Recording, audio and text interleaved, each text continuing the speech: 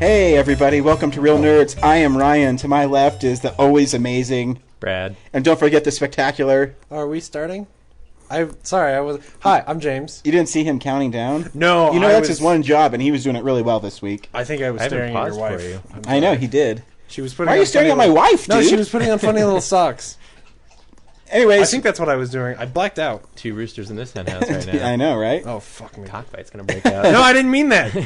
Real Nerds is brought to you this week, as always, by Birdman Barbecue. It's the Fuck, sauce, I knew I forgot to baby. do something this week. Before we get going, in the world of news, it's real news. Hold on. What movie? Oh, yeah, we saw Real Steel this week.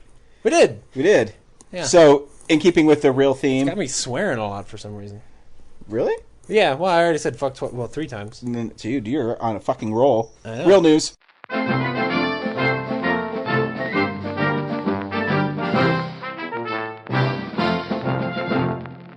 Welcome back to Real Nerds.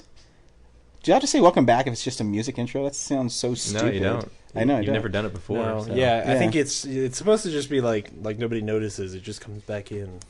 Gotcha. That's how the professionals do it, which Yeah. we aren't. Dude, I'm always bringing up the rear amateur style. Bringing up the rear.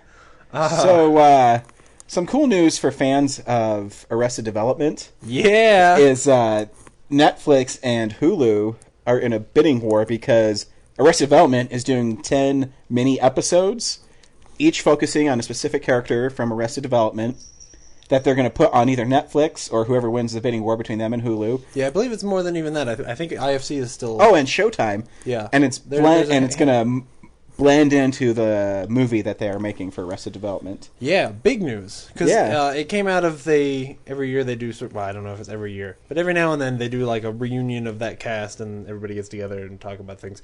I know, a movie of Arrested Development has been floating around for a while. Yep. There was some hate thrown Michael Cera's way because he was the last one to not sign to do the movie, even though it's pretty clear that he didn't sign because there wasn't a script or at that point really even promise of a movie, and so he didn't sign because he was like, I'm not going to, I want to do it, but not if there's not going to be anything. So, But it's really cool, because... And they announced it, Will Arnett announced it on Twitter, and people are saying, is this for real? And Jason Bateman then tweeted, said, yes, it's for real. It's happening. So it's kind of cool that they're doing that. And the reason it's 10 mini episodes, maybe a full episode, I don't know, I heard it was mini episodes, leading into I'm not sure. A feature film is because they all have prior commitments to other shows. So they all can't be around at the same time. yeah. And so it's kind of cool, and it's it's another show that was canceled and kind of gained momentum after it was canceled because no one really watched it when it was on TV. I mean, I'm guilty of that. I only caught it when it was on DVD. Yeah, I was the same way. I didn't watch it until it was on DVD. Brad, did you? I watched it on Netflix a couple months ago. Oh, really? Did You hadn't seen it until Did you then? enjoy the show? I liked the second season, and I thought. Does that mean you didn't like the first and third? I thought the first and third I just thought were mediocre. Really? By the end of the first one, I was like, okay, I'll keep watching just to figure out what happens. And the third one was obviously it felt very rushed because they knew they were. Well, and Mr. running F it is, I think, the weakest part of that show. Who? That, What? The storyline referred to as Mr. F is With Charlize Theron. Yeah, Charlize Theron's involvement in the show is not the best, I don't think. But my favorite things about the show were always stupid jokes that, it could be Oscar, George Bluth's brother, and he'd say stuff, or his father could be in this room, and he'd turn away and the music would go, woo, woo, woo, woo. Stuff like that is out of control. The meta humor, the running gags, they were out of control. They were things that you And David had Cross never and the Blue seen Man done Group. to that extremity. Getting ran over by a car because he was painted blue when he was walking across the street at sundown. Yeah, no, I'm really excited, and, Yeah. and my hope is that they find a way to make. Stuart, go sit over there. All right, good. My hope is that they find a way to make a movie that is, they got a balance between serving the fans who, people who are really fans of that show are diehard. Oh, yeah. They love so much of that show that they don't want to see it messed up to try and get new people in, but at the same time, I want it to do well. I want it to be something that gets people who don't know about the show to watch it. Because obviously that was the problem with the show. The problem was that it was almost so niche that it was hard for people from the outside to get in. I remember when it was on, I remember flipping over and watching a little bit. And for one thing, I was too young to even really... I wasn't smart enough to understand why the show was so good. But the other thing was that because there were so many running gags, because it had a certain tone, you needed to understand the show going in. You kind of needed, even though it was a weekly half-hour comedy, it almost needed to be something that you were with from the beginning, because otherwise it was just way over your head. I agree. And yeah, I mean, I was a converted fan. I bought the first season on DVD because I remember reading that it was really funny. And the third season I don't think was out on DVD yet. Oh. And I heard it was really funny, and I said, well, I don't know if I want to get it. And I went to Target one day, and the first season was $10. So I'm like, yeah. Oh, yeah. I mean, I'll try it. And then, I was sucked in immediately. I thought the show was clever and really hilarious. And I'm a big fan of Job and his magic tricks. And oh, man. Or lack of magic tricks. yeah. Well, he did make a yacht disappear. He did. He made a yacht disappear. That might be my favorite background joke, the C word. Yeah. The name of the yacht. Yeah, that show is clever, even when Kitty gets the breast implants and she comes back and say goodbye to these. Yeah. Up here, Michael. Up here. And her nipples are pointing different ways. Oh, jeez. Oh, it's great. But anyways, that's my cool news for the week. I read that. I have some other bits and pieces, but James, what do you have for us? Well, while we're talking about canceled shows coming back for movies, I want to know, this week there was some more news about the 24 movie happening, and it's clearly happening. And I want to know, I was never a 24 guy, I want to know from you guys what you would want out of a 24 movie. Honestly, I just want Jack Bauer kicking ass. Because I think, I don't know, Brad might not agree with me. I actually thought the 2-hour movie was pretty good. That was all right. It's a good. It's more, to me. It's like just a bridge. It's just another 2 hours. Yeah. Two other episodes. But I think the character of Jack Bauer is now part of American pop culture. He's a classic TV character. Yeah. So I think people really like him because you expect a certain thing from him. So I mean, I read an interview with Kiefer, and he said, like I know him, Kiefer. And no, it's just because Mr. Sullivan is not as cool. Yeah. He said that it actually takes place over a couple days, where it's not really, they're not constrained by any time. And he wanted to do that. I always thought it'd be cool if, in the first season, they talk about his covert op into Russia. I'd always thought it'd be cool if you saw a movie based on that, where, he's the only guy who made it out alive. Oh, you mean Bosnia? Was it Bosnia? Yeah. Yeah, whatever one it was. Is he is he visibly older now than he was when the show started? Yeah, that's what I thought. So you probably couldn't do... You couldn't, He's a grandfather in the storyline by the end, by the final season, yeah. Yeah. Oh, wow. Well, I mean, how old is he now? Like, in real life? I think he's like 49 or something, is he? Yeah. He's close to being like... Maybe. But he was sort of like... that show bridged a certain part of his life when he was... The series takes place over like... It's 8 seasons, but it takes place over like 11... No, more than that, years. because between season 1 and 2, it's 2 years. Yeah. And then I think there's like 2 or 3 years Palmer after. Only does 3 years of his term, so... Yeah, but didn't he win 2 terms, though? No. No? Was it only 1? He bowed out in the first one. Oh, that's right. I'd have to go back and watch them all again, but yeah, I mean, it's not 8 years. You're right, maybe 11, 12 years. Because there's another 2-year gap between like... Because he's in China for like 2 years. Oh, yeah, he is in prison China for 2 years. I more meant literally Kiefer Sutherland's life where... no, I mean, he is. He was in a part of his life where he was getting older. I think so. But I mean... Anyway, back on track, the movie interest hinges on them... Because, like, yeah, Jack Bauer's a cool character, but if it's a movie about 24, based on 24, there has to be some kind of time element to it for me, for it to be interesting. Otherwise, it's just like... It could easily be a John McClane movie or whatever character Liam Neeson wasn't taken. That's kind of my question. Is that do you feel like that is so important that it needs to be there, or would a John McClane movie starring Jack Bauer be good enough? I think it'd be okay. I guess you're right. But It would be special if it had a time element to it, because that's what 24 is. It's what sets it apart from other shows with an action hero. It does add tension to the whole premise of the show, where he has to get somewhere in a certain time, and I think it actually worked really well. They should set up as a planned franchise where not 24 hours, because that would be, if you did 2-hour movies that filled out 24 hours, that'd be like a lot of sequels. Yeah, you're asking for a lot there. Yeah, but I don't know, maybe some kind of 8-hour thing, where you get 4 stories that add up to the big finale or something. And the problem I think with that is they don't know if the first one would do very well. Yeah, that's the problem. And the other thing is that part of my problem with 24 from the beginning was that there was so much conceit in the idea that, okay, he's going to be awake and not pee for 24 hours. Like, see, a lot of people say that, but if you actually watch the show, sometimes you don't see Bauer forever.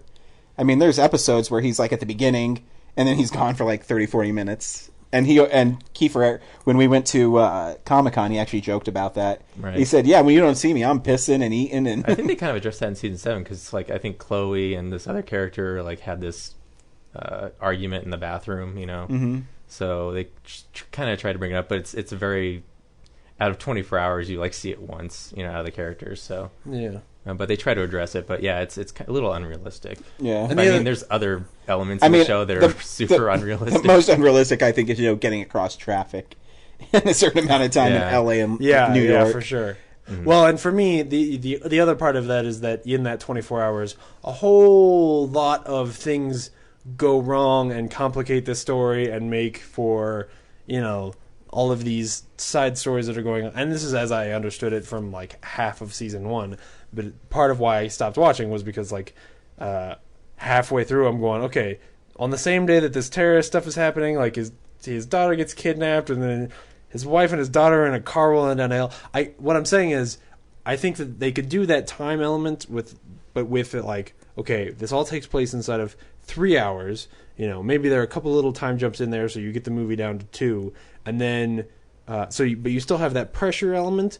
But if it's on one big idea, then you don't have these sort of extraneous storylines that always sort of bog down the show. Yeah, but getting chased by a cougar. Yeah, but I mean, that's the kind of weird shit that I hear about. If you actually would stay with it, that all comes together. It comes together. Yeah. Okay. There's reasons why that happens. Yeah. And I mean, I've said I think 24 is one of the best written shows on TV. As far as the action between the acting of Kiefer Sutherland, I mean, he's amazing in that show. And I mean, I think it could work, and I can't wait for one. I'm definitely looking forward to it. I want something.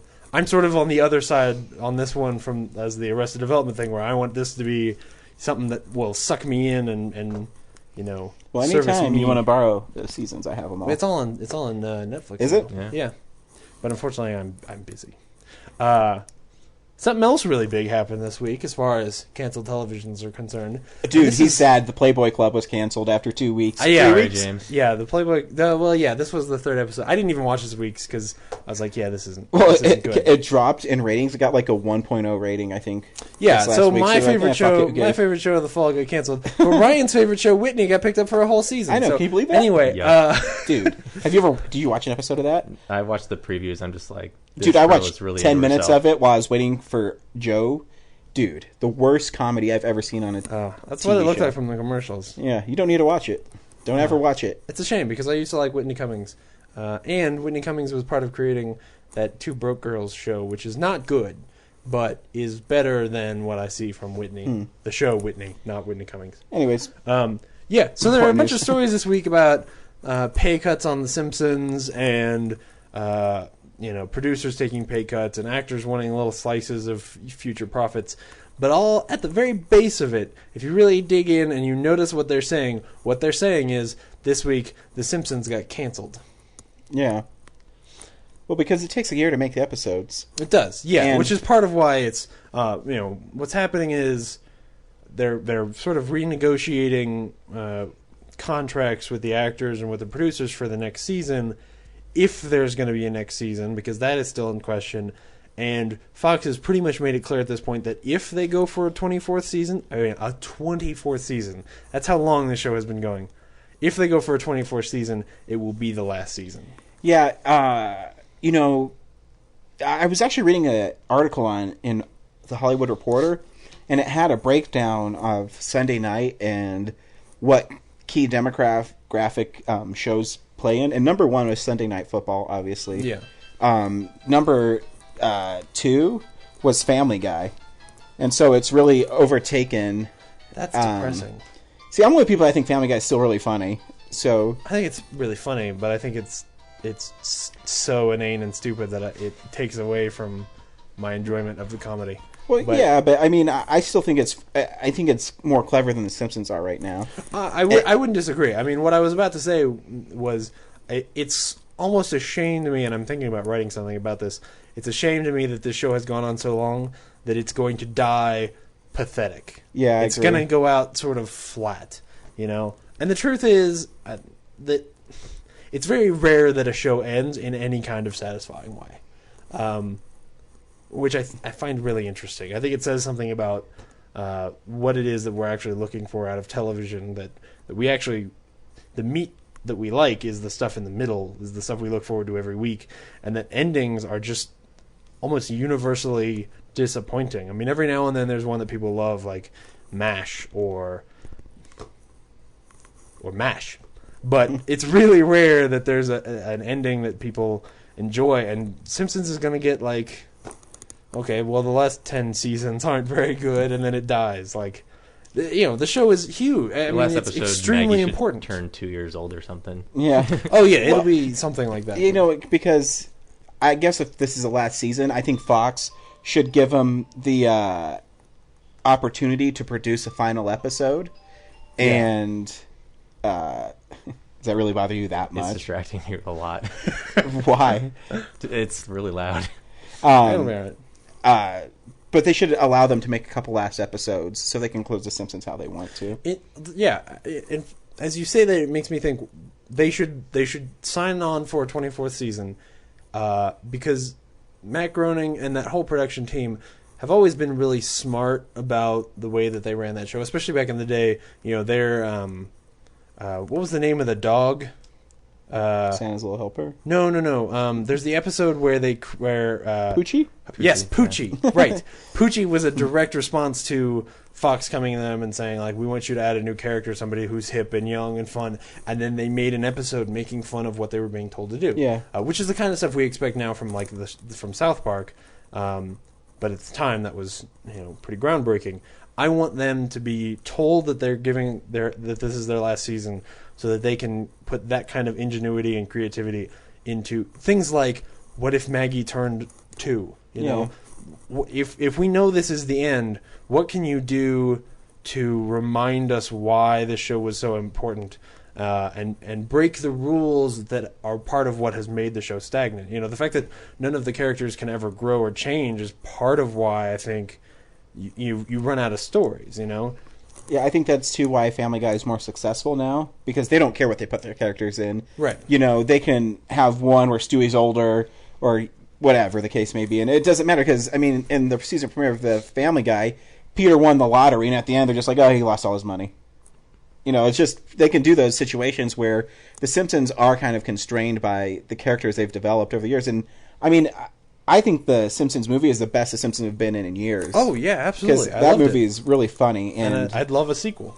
Yeah, it would be, and it's so you hope that they're given the opportunity to close the series outright. So I think you're right. I think a 24th season where each episode kind of addresses certain cliches that they have in this series. Yeah, you know, it you're gives right. them a Maggie chance. turning 2.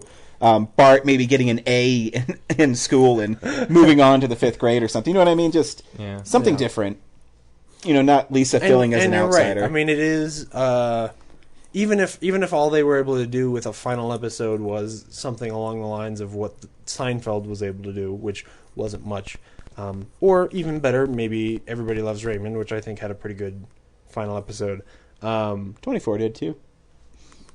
Did 24 know it was its final Yeah. episode? I thought so. They totally set it up But for the movie. like 6 or 8 weeks in Yeah. only, though. Oh, okay. But They they- started out thinking they were going to go Okay. to the next season, but yeah, cut it off. But yeah, even if they were only given that kind of a final episode, that would still be good enough. I would hate for it to just end, you know? Yeah. Because the truth is, it's an immensely important show in the history of television. Oh, easy. You know what kind of blows my mind, though, is that, Simpsons is celebrated for its longevity. It's crazy to think that South Park is actually not that far behind it. No, it's 15th season right now. It's Yeah. crazy. And in the second half of its 15th season, so it's almost to its 16th, which is only And it's also growing a little stagnant, some people would say. Part of that is because recently Trey Parker and Matt Stone have been busy with other things, the Book of Mormon, for example. But, I watched... it came back this week, right? Mm-hmm. Yeah, I didn't watch this week's, but I think I watched almost all of last season. And it felt like one that was sort of hit and miss. You know, there were some episodes that were great, and then there were some episodes like the Inception episode that was very... Like, okay, we know these jokes. It's really obvious you're not being edgy in the way that we expect from South Park. But yeah, I did read an interview with them in my new Entertainment Weekly, and they said, because a lot of people thought the end of the show was happening last half season, where they said everything gets old and everything sounds like shit after a while.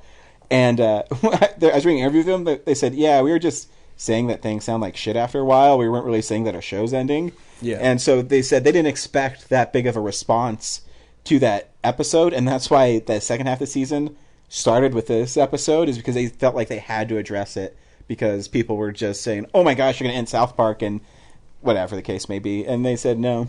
And they have their top episodes and their least favorite. Their least favorite is the one with Oprah, and I tend to agree. Like, I don't mind the parts with Tally, but really you have to have her talking vagina. Oh, that's funny. So yeah, it's also a cheaper show to produce. So it could it's not unrealistic to think that, it could dethrone The Simpsons as the longest running primetime animated program.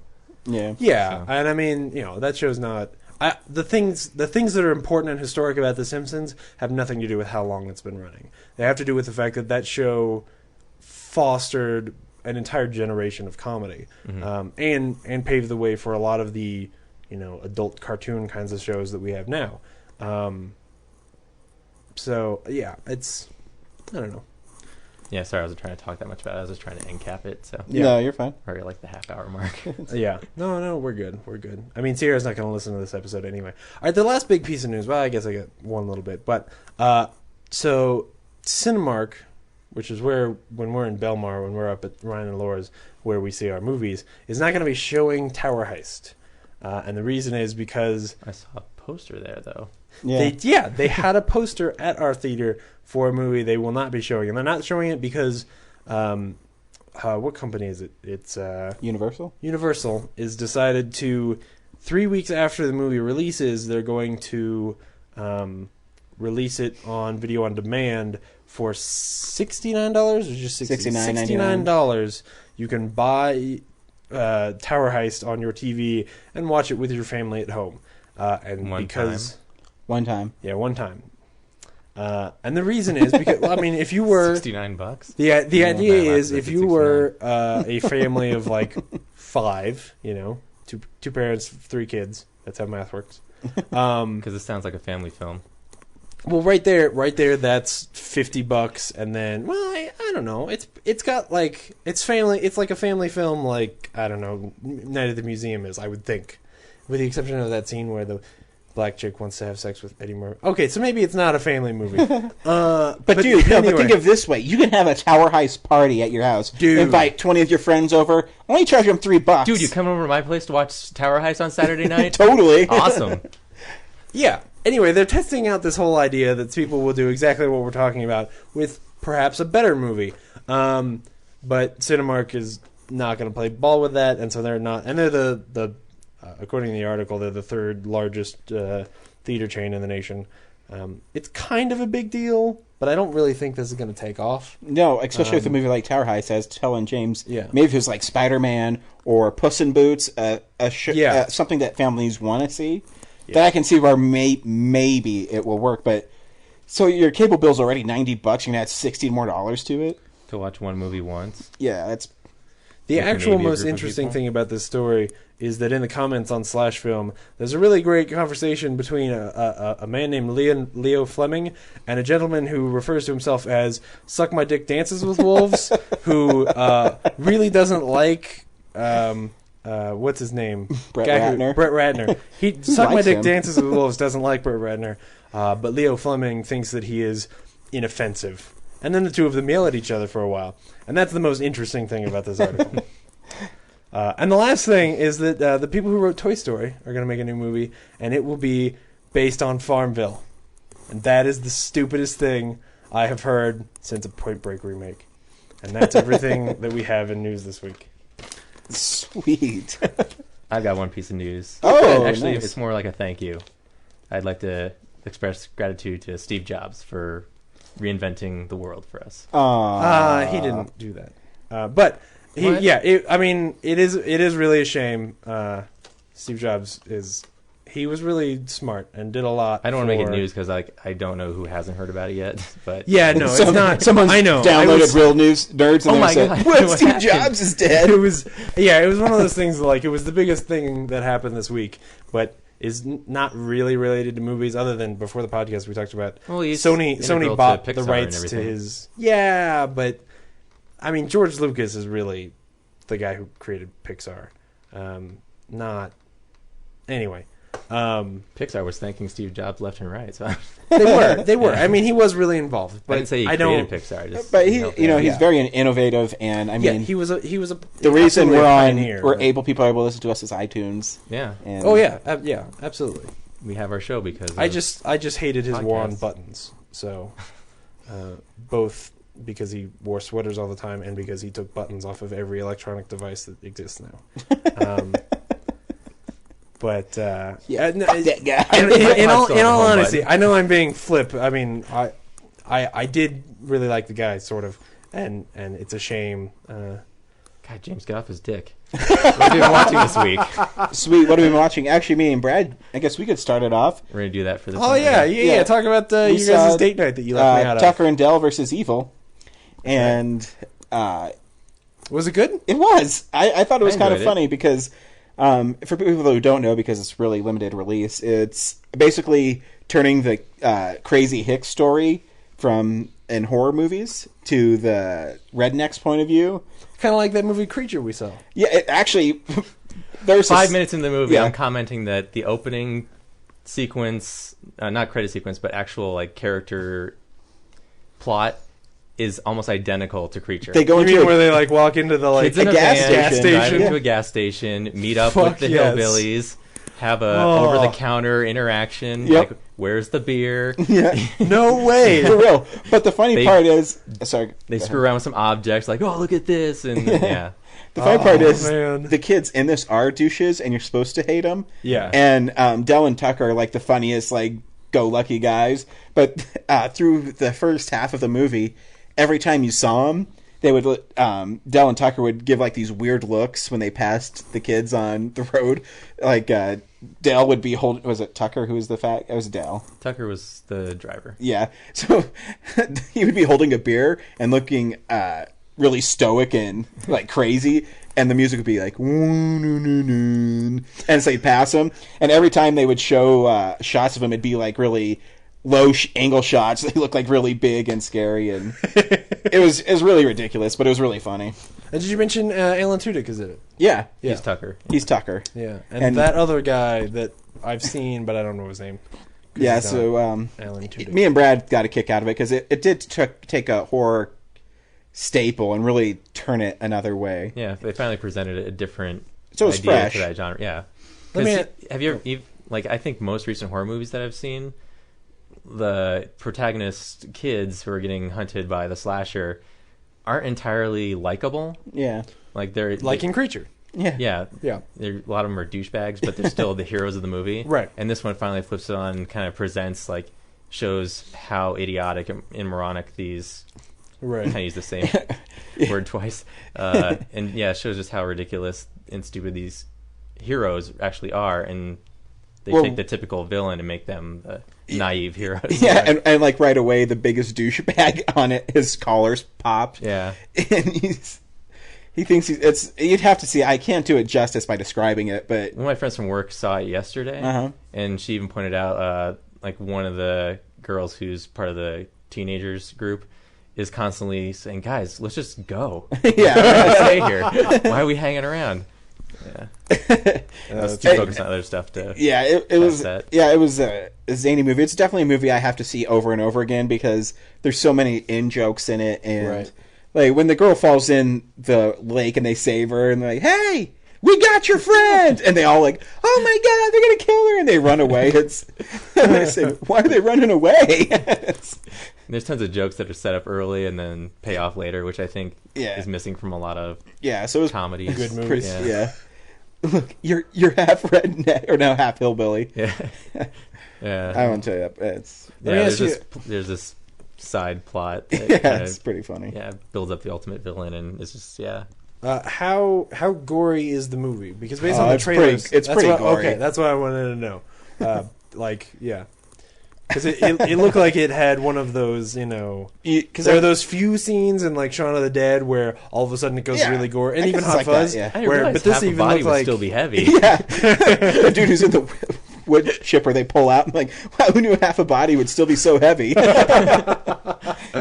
Oh, that's pretty good. Yeah, so yeah, definitely go see Tucker and Dale. And we were saying, how in the fuck did Creature get a wide release? And this is playing very limited in little theaters. It's beyond me. Yeah, I don't know. I was listening to the Doug Benson podcast, and there were some people, or Leonard Maltin was actually trying to promote the movie. Really? He thought it was really great, and he said that the marketing departments didn't know what to do with the movie. And I was actually surprised. Like, it seems very straightforward that you just market it like a slasher movie. Yeah, Yeah. I mean, it seemed like it was marketed like from the trailers that I saw. It seemed like it was Like it Shaun of the Dead sold pretty just well. fine. Yeah, It's a comedy horror hybrid. in I America, don't know why it they did didn't pretty just well.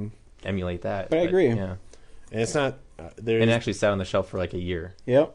there's So- no information here on how much it cost. It could just have been that, but But yeah, probably so not. that was fun. Yeah, that's what we watched. That's what we watched. I also watched a movie that I kind of embarrassed I've never saw before, and I only decided to pick it up because I was reading an interview with Brad Pitt, and it was True Romance. Oh shit! You've never seen I've True never Romance seen before? True Romance, Oh my seen it god! either. Oh my god!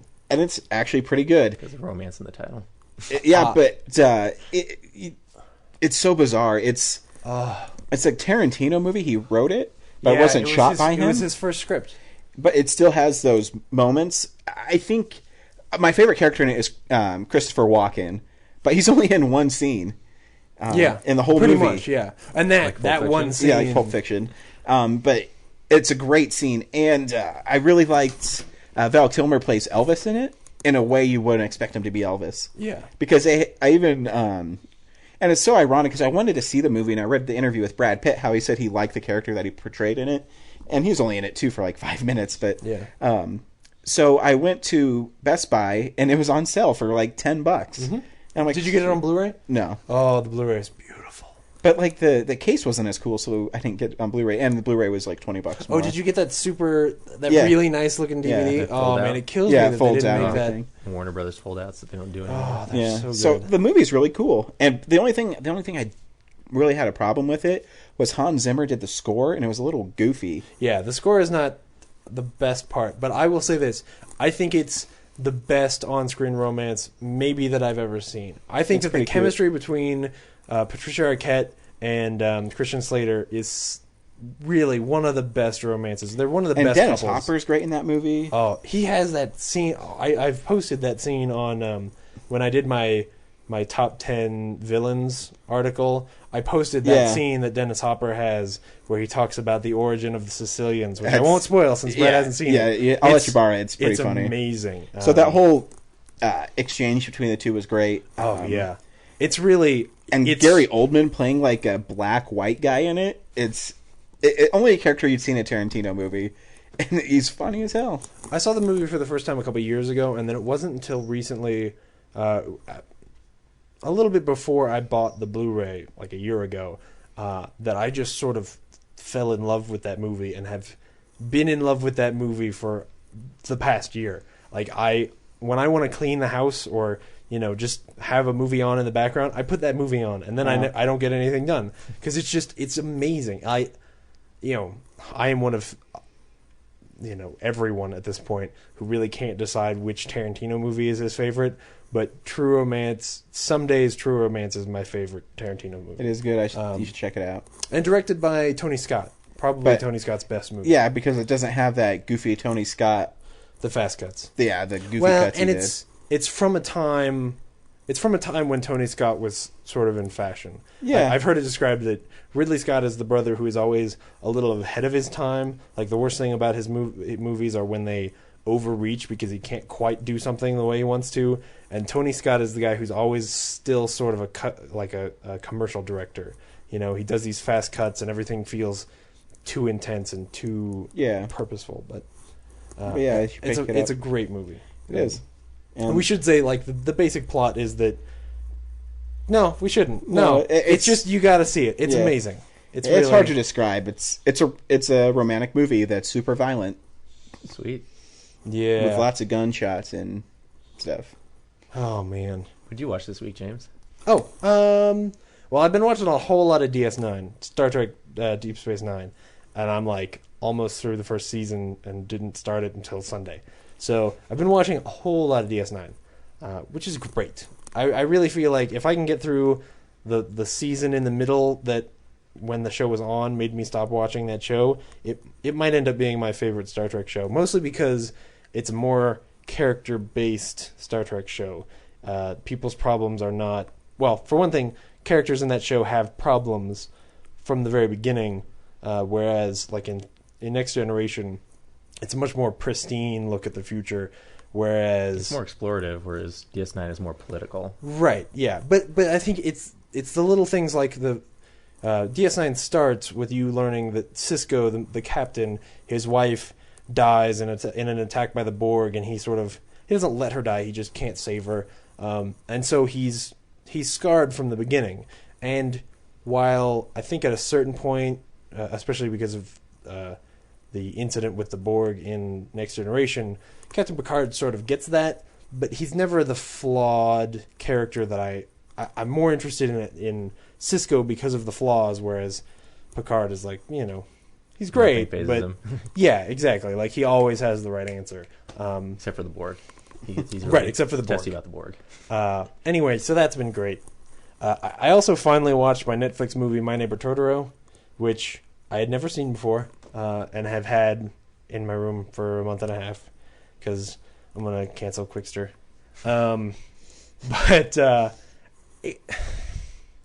I've heard a lot of good things about it, and so maybe it was a little overhyped.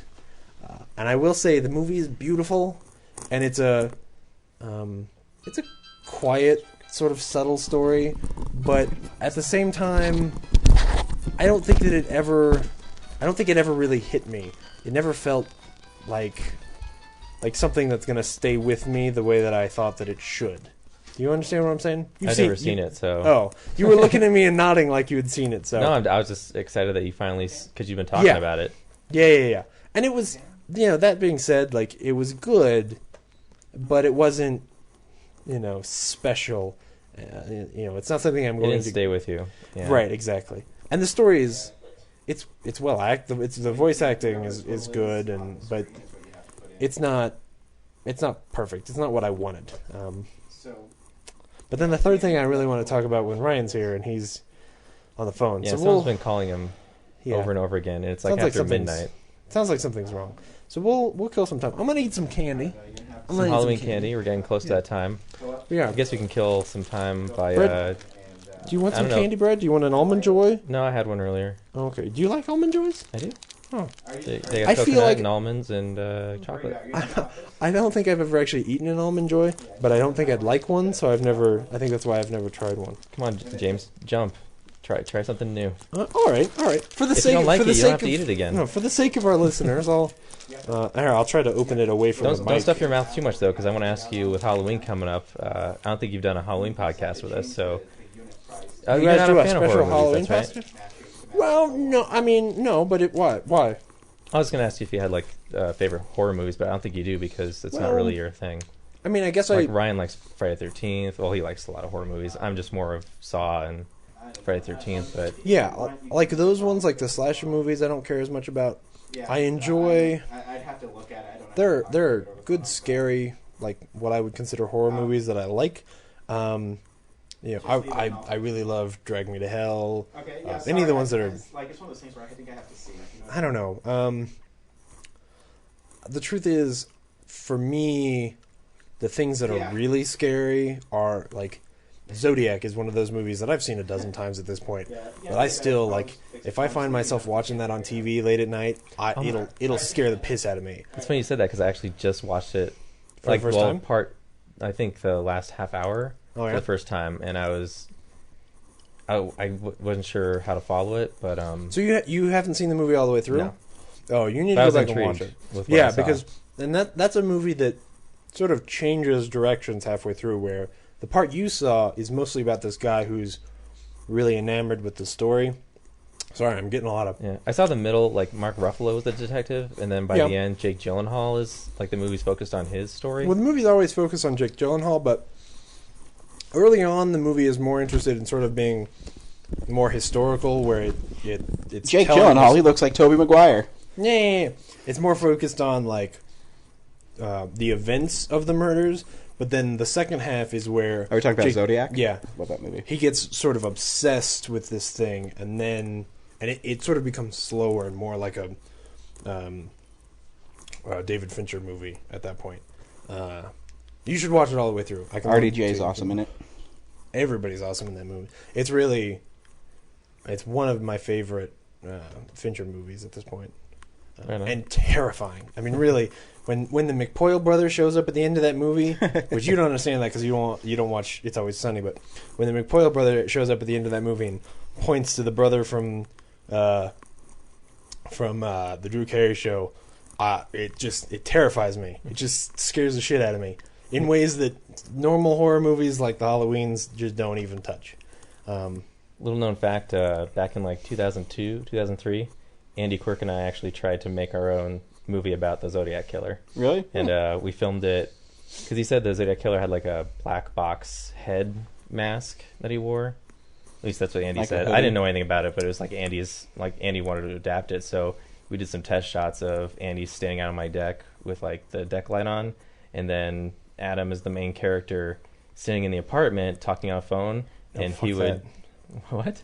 No, this is already scaring me because yeah. So you're watching Adam in the foreground talking on the phone. In the background, with the lit up deck through the windows, Adam would walk in front of the door with the glass, and there'd be nothing there. Then he'd walk back into the hallway where the wall would cover it up, and then he'd come back out, and then the Zodiac Killer would be standing there, and then he'd pass away. And like that was the best we could do. You've seen that kind of effect shot in movies a lot, but we tried to mimic it and didn't go anywhere with it. I don't think you saw early enough in the movie to see the scene where the Zodiac is wearing that hood, did you? No. It's terrifying. It's absolutely terrifying. And I can't tell you too much, but I will say years ago when CG was not quite good enough and it was being used too much, I used that movie as a good example of where subtle CG was able to do something that we couldn't have done before and make things very scary. There's a CG knife, and they didn't need to do it in CG, but because they did, it shakes you. Anyway, that's enough of our interlude. So speaking of horror, though, this week American Horror Story premiered on FX. Did either of you guys get a chance to see I wanted it? to. Is it good? Yes. heard I it's- think you it's should check it goofy, out. But like scary goofy. Yeah, it's sort of like I heard it compared to Twin Peaks, where there's sort of just weird shit happening, and you don't really understand why all the time, and that's part of what sets you on edge. And the way that it's edited, it'll squeeze up time all of a sudden. Where I think like a month may pass in the first episode or something like that, because there's sort of a subplot in the first episode that goes by so fast that it doesn't give you a chance to really grab a hold of it, and that makes you even less comfortable with the things that are happening. It's really good. It's a lot of the tropes that we've seen. You know, it's a haunted house. It's dealing with sort of a family issue. There's a lot of parallels between it and The Shining. But it's done on a TV budget really well, in a way that is scary, and yet those main characters, you like them in the way that you do you should in like The Shining or something like that, where at the core is this family issue and these people, and then bad things are happening to them. That said, like, it's the kind of show that I will keep watching, but I won't look forward to. That should say something about how scary I think that it is or can be. There are a few elements that I think are going to be fucking weird and that I hope they don't spend too much time on. The rubber suit, for example, anybody who watched it, or if you guys get a chance to check it out. Well, I saw the ad where Yeah. it's like the black rubber suit guy. Yeah, the black rubber suit is like the one weird element that I don't like. But other than that, it's great and you should check it out. And that's what I've been watching. Nice. Sweet. So we're going to go ahead and get into Brett, the... was there anything else you watched? Oh, Brett? did you watch anything else? Sorry, buddy. Like I was trying to. I think it was the Zodiac is what. 'Cause I was sitting there trying to think of something. I felt like I watched something Cool. So we got our end. other than Tucker and Dale, and I think that's what it was. So Oh, okay. it might be Nice. something else, but whatever. Yeah. Save it for next week. Yeah. So we'll get into the review of Real Steel. Should people see robots fighting? I don't know. Brad? I liked it. To me, is actually the biggest surprise movie I've seen this year. All right, then I'm going to say no. People should not see robots fighting. Wow. Okay. Ouch. Because I'm going to pick a fight. Well, let's play the trailer and let them decide. Yeah, see, hear the trailer. Charlie, where is my money? Buddy, I got your money. It's right here. Oh, good. But Charlie, you're losing your belt. Wait, Charlie, I can't hear what you're saying. What was he like? As a boxer, Charlie was the top contender, number 2 in the world. Then the fight game changed. I'm coming with you. No, you're not. I'm either coming with you or you're fishing for your keys in the sewer. Oh my god, that was close. Whoa! Stubborn kid. This ain't a video game. This is for real. Let's make some money!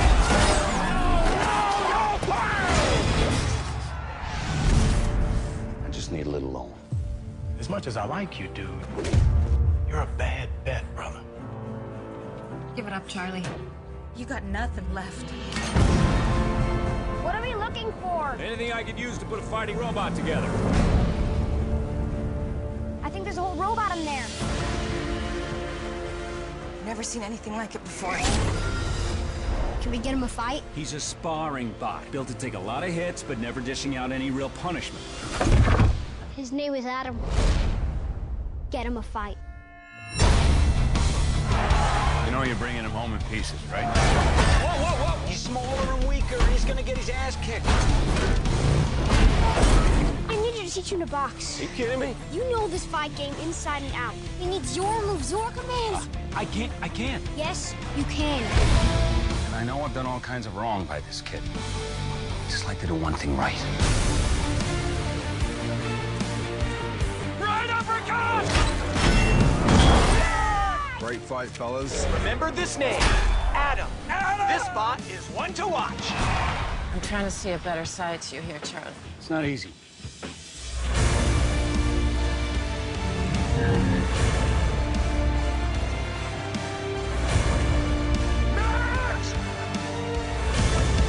This is what it's all about.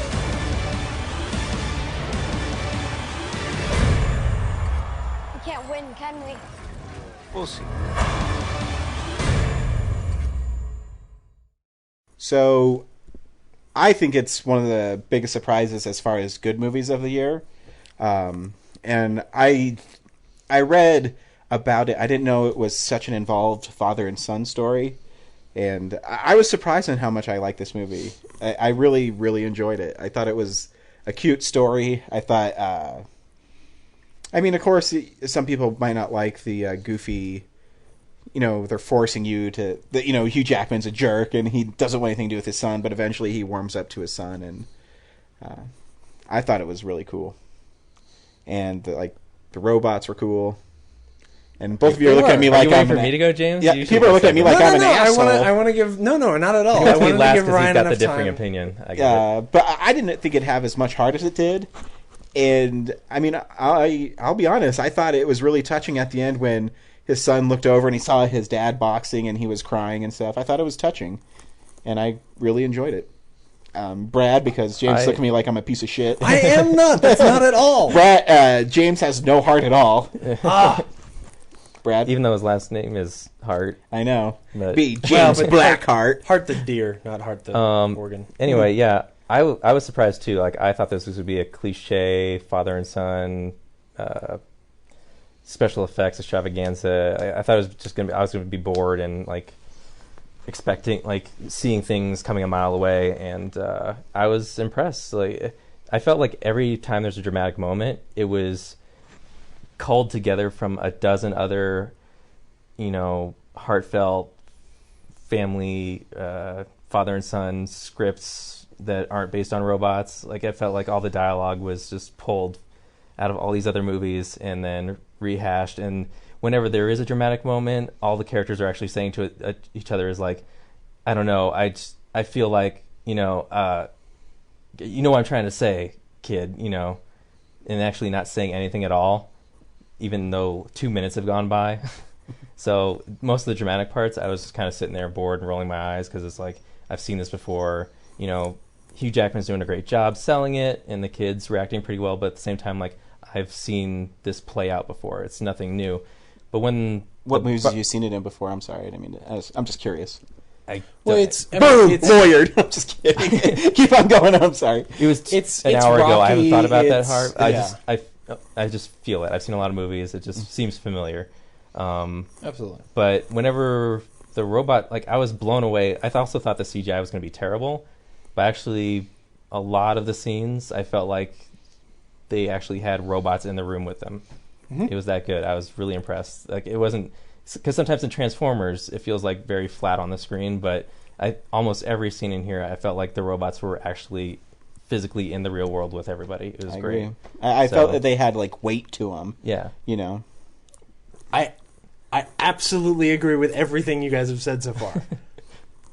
Except... Oh, here we go. Oh, shit. Like, I agree with everything you said for 70% of this movie. Like, the first half, especially, when they're setting up, from the trailer, like, you knew it was going to be this father-son thing, and it seemed really cliche.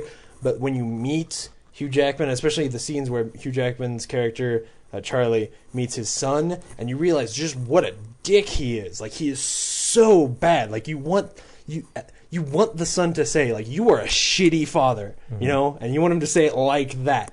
That was amazing. Like, I did not expect to relate to this movie. Well, not relate to this movie. I didn't have a shitty father. So your dad's a pretty cool guy. I didn't want to be as involved. I didn't expect to be as involved in those characters as I was, and I thought it was really fresh, and I thought it was a sort of a turn that, especially the marketing is probably part of why it's so smart, that I think they intentionally sold it as something that was going to be very obvious, and then when there was so much more depth to it, like it was new. And even though there were scenes from the trailer that I knew, or lines of dialogue from the trailer that I knew, but then in the context of the movie were almost the opposite of what I thought that character was saying in the trailer.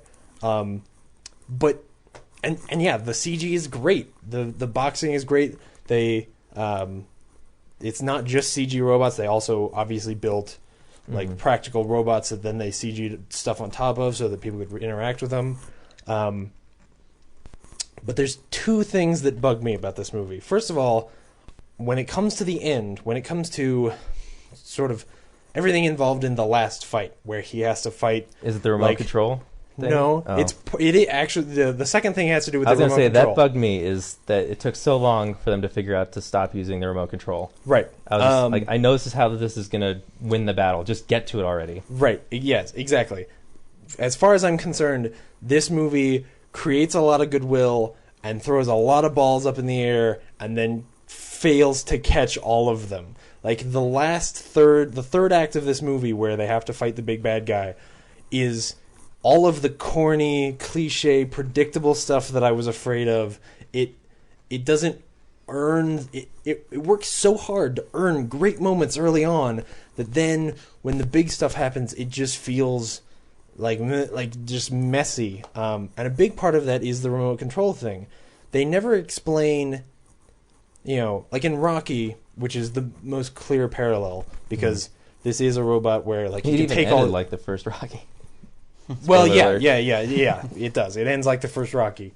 But it doesn't have the heart that has, because part of it is you understand fully what is special about Rocky. Like, he's got all this heart, and he's not fast, he's not strong, but he can take punches, and that's where Just we like the get all sparring this bot. inspiration. Just like the sparring bot.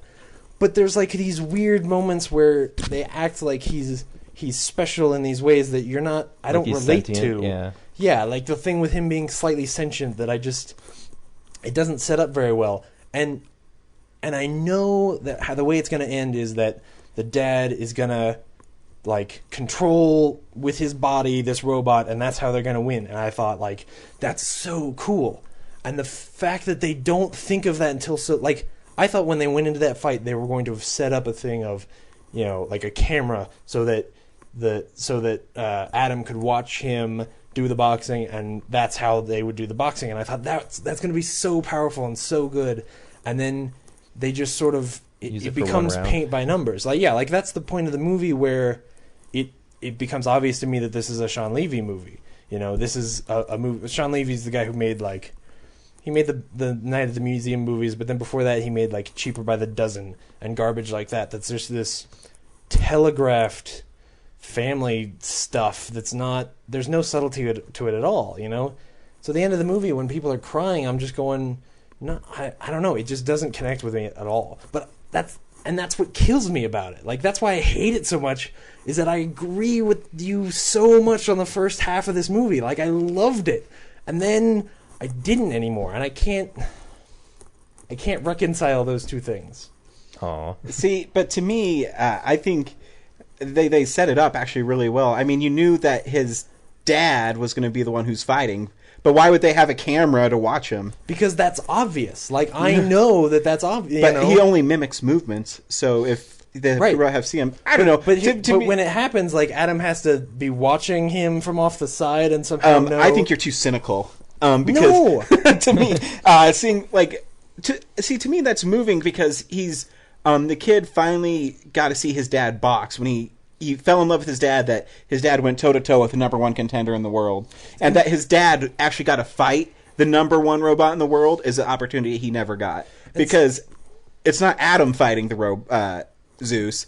It's his father fighting Zeus. I know, and that sounds great to me. Just, but as I an never... audience, like you've already seen it coming. Like you saw it maybe half an hour ago. Like that's where it's going. So it just takes too long to manifest what your expectations are. Part of it is that it jumps from like, okay, they're making this comeback, and they're I got more emotional about the scenes early on when they're like fighting the Mohawk dude and things like that. Than I did at the end, because it feels like they just jumped from the entry-level fight to now we're going to fight this undefeated. Like they made the bad guy at the end so undefeatable and so insane that they would win, that then it feels forced and crummy family movie ending for him to actually win. I think if you actually watch the boxing match, the bad robot did win the fight. Because I know, but he knocked Adam down 5 times. I'm just saying. Yeah, but that wasn't like. And honestly, the 2 rounds Adam won were the last 2. When the kid announces like, "I want to fight Zeus," I wanted Zeus to win, and I mean really win. I wanted Zeus to fucking beat the shit out of Adam, and for the father and son to like. But what did they learn then? Because the whole point is the son is redeeming his father throughout the whole movie. His son is the one who's pushing him to be a better person. But and I think that, I don't know. I mean, because they made the bad guys so powerful that I didn't want them to do exactly what they did, to force this idea that Adam's just so tough, because they never really explain why. Like they did. They said he's a sparring bot, so he can take a lot of punishment. Okay, but if as a sparring robot he could take a lot of punishment, why didn't they just always make robots like that? Yeah, that's what I was gonna say. Is why aren't, like, he's an old robot, the technology's been around, like why, like they can't be the only ones who have thought of using a sparring bot. What should have been special about Adam from the beginning was, from the beginning they should have used that, like, he mimics movement thing to have the dad always be controlling the robot, so that then what's special is this human element in a robot that then is able to. But he does have a human element in the robot, because remember, he trained the robot to fight like him. But it's too impersonal. It feels too much like why wouldn't all of the other I don't think it ever really makes that connection. It's not a technology that they even created. Like, they early on set up that shadow element is like built into these robots. Right. It's like anyone else could have picked up another sparring robot, but instead, I guess the rest of the league is too focused on just programming moves. Yeah. Yeah, I don't know. I really wanted to love this movie, especially, like I said, those first sections where you're seeing this struggle between this father and son, and even when they did something corny like have a character stand on a cliff and go, "Oh man, this is a really high cliff. If you fell, it'd be really bad," and then the character falls, which is like, it's a ballsy thing to do, to be like, "Hey, we're doing something really predictable." And have the character say, like, this is going to be really predictable, and then have that predictable thing happen. It's a ballsy move, and yet I was okay with that scene. So then to have it just sort of, I don't know. Did you notice that? Like, what? That cliff? It was just, It's so no one could steal the robot someone parts. built a huge junkyard on the edge it was of the biggest cliff in the world. yeah. It was like a was like- quarry built inside of a quarry. I think that junkyard is built on the edge of the Grand Canyon. Maybe. Yeah. Who knows? It is the future of It is. 15 years from now. And that was another thing. I love the future that they create, because the future is like, it's a few years. Well, it's like 10 years from now, and it feels very modern. But then every now and then there's just little things that remind you that it's the future, and that Sprint is the number one. Which that was the product placement is NHP does a lot of the devices. Yeah. I don't know.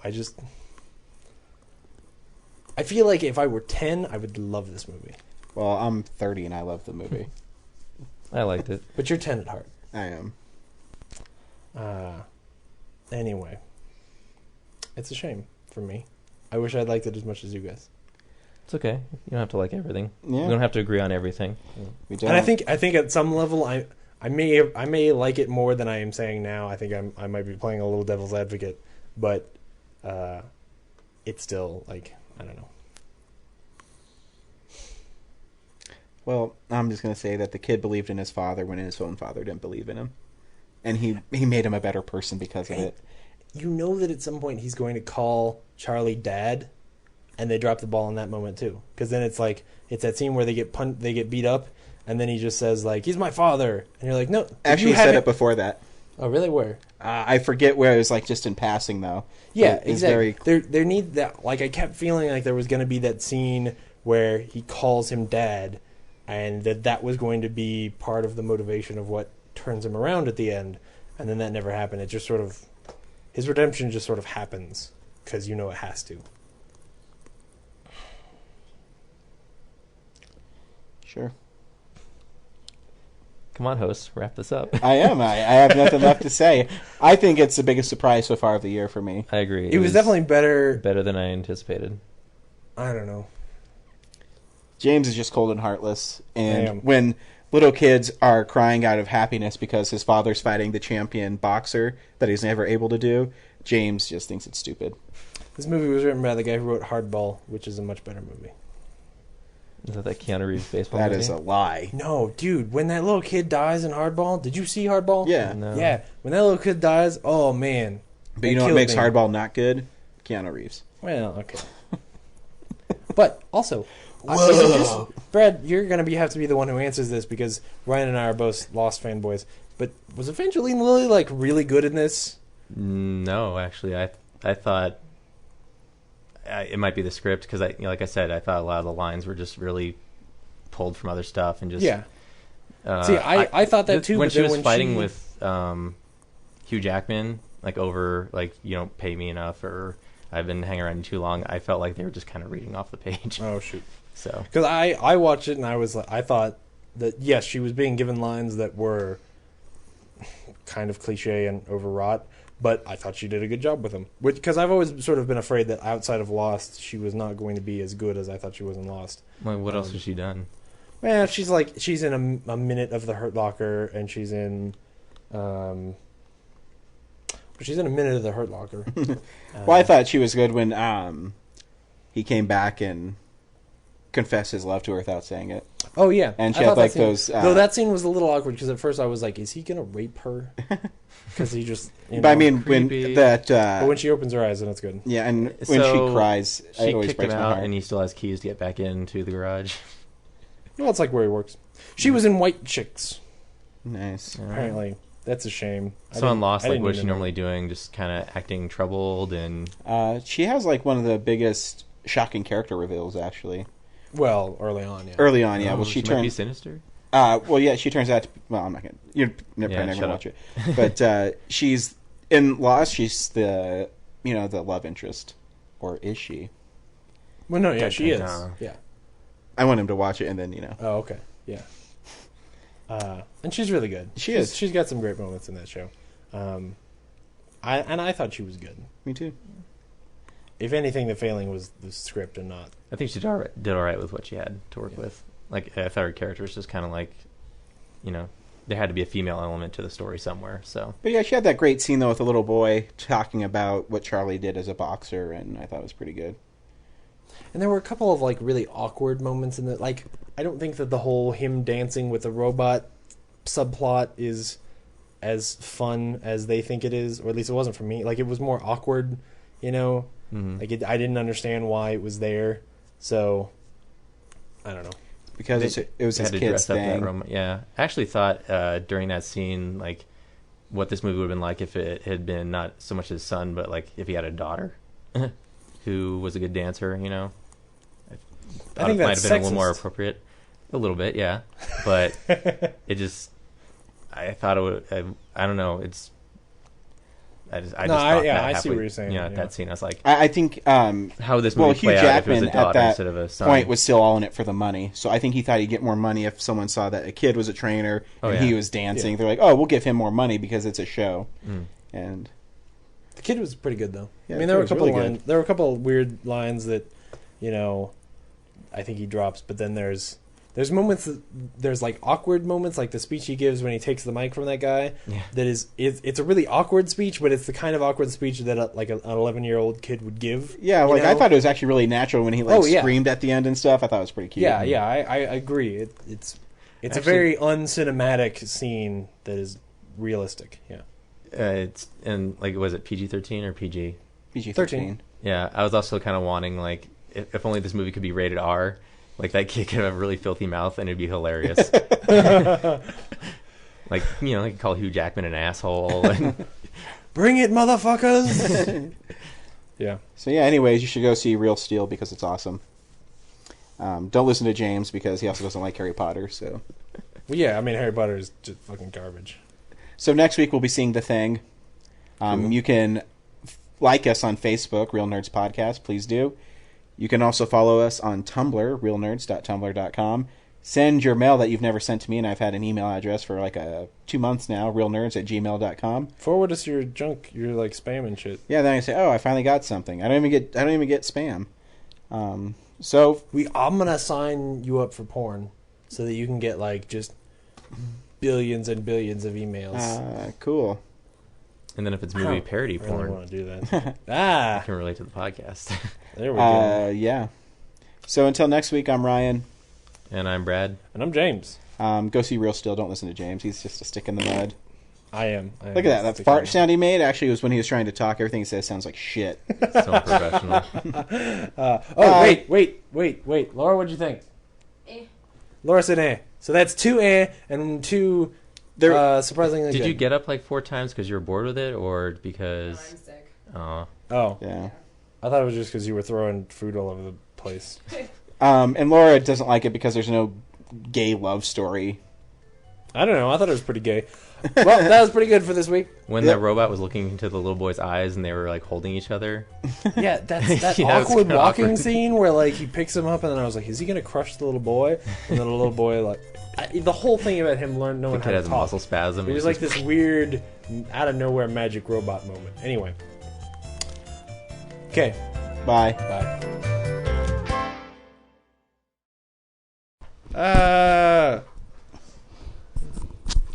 Check. My butt could not be any tighter. Hang on a second. right My now. mic's not far enough away from me.